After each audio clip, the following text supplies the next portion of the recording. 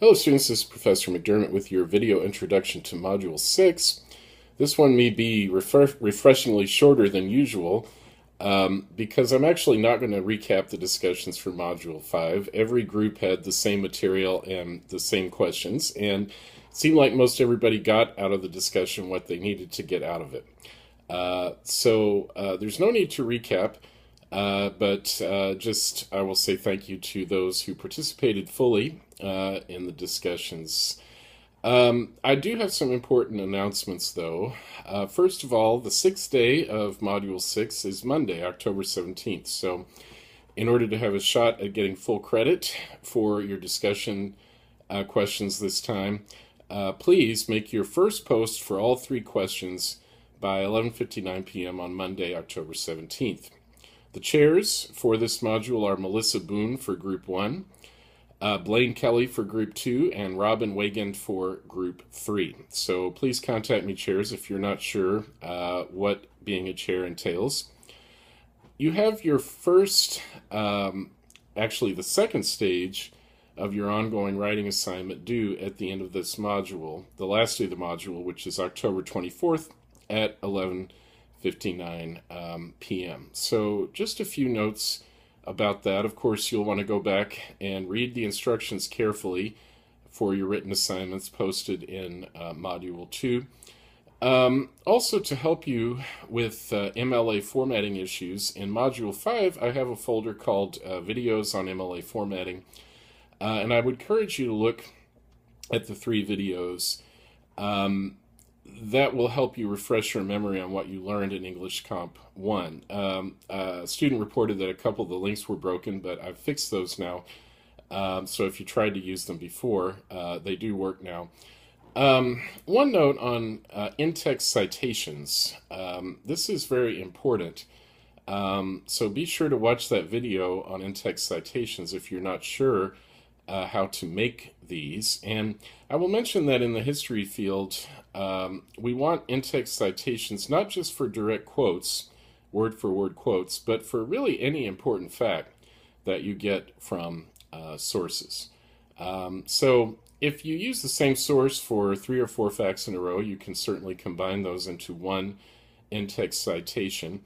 But the point is the reader needs to know where you got each bit of information. And the in-text citations tell the reader which source you're getting each item of information from. So those are very important. If you have any questions about those, please let me know, or if I can help in any way with these essays.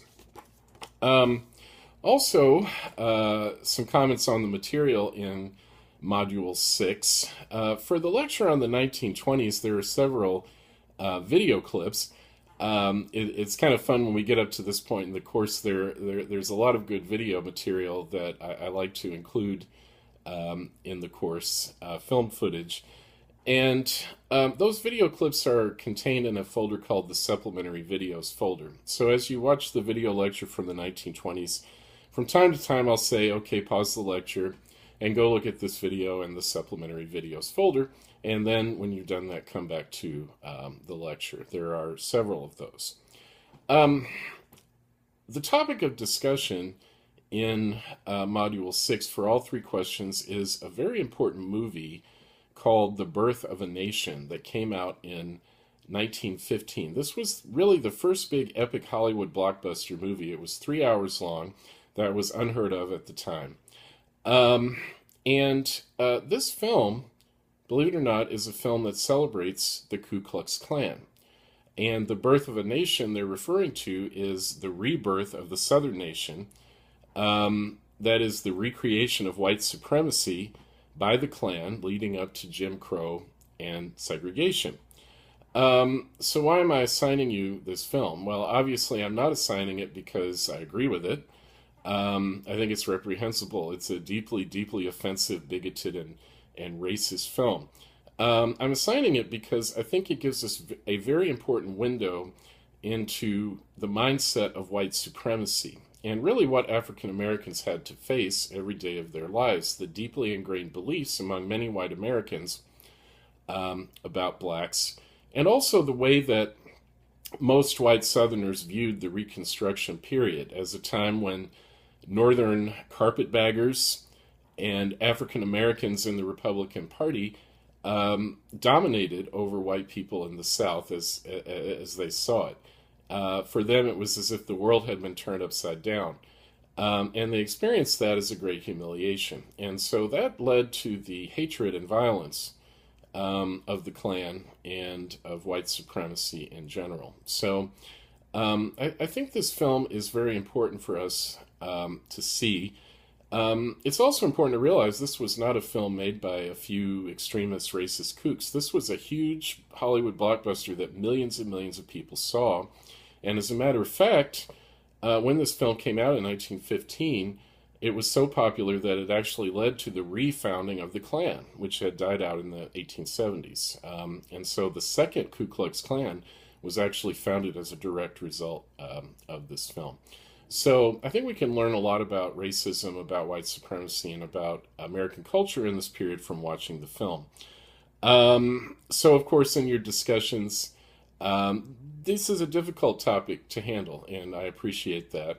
But I would like to see us be honest in our feelings and reactions to this film.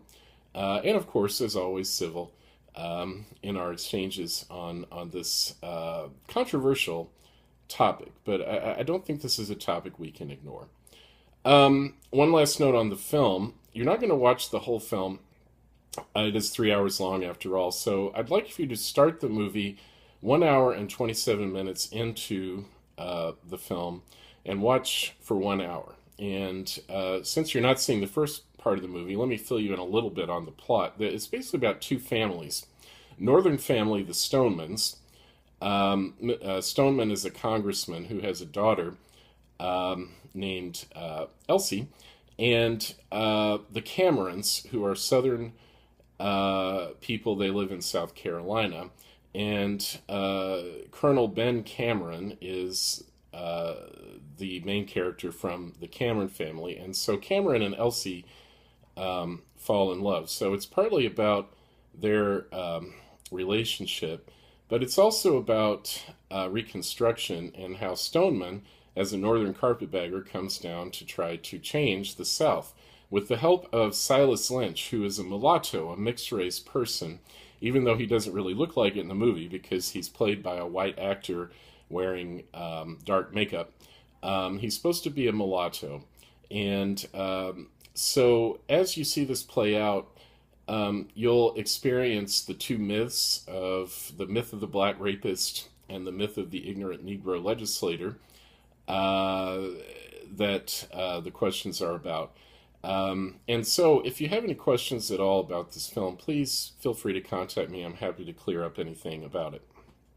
Finally, even though your second exam will not be open until the period November 4th through November 8th, it's not too early to start thinking about how you're going to get that exam proctored and to start making arrangements for that with ProctorU, for example, if you need to. Also, the study guide for that exam is posted in Module 6, so please take note of that. Okay? Thanks very much, and look forward to these discussions. Feel free to contact me if you have any questions.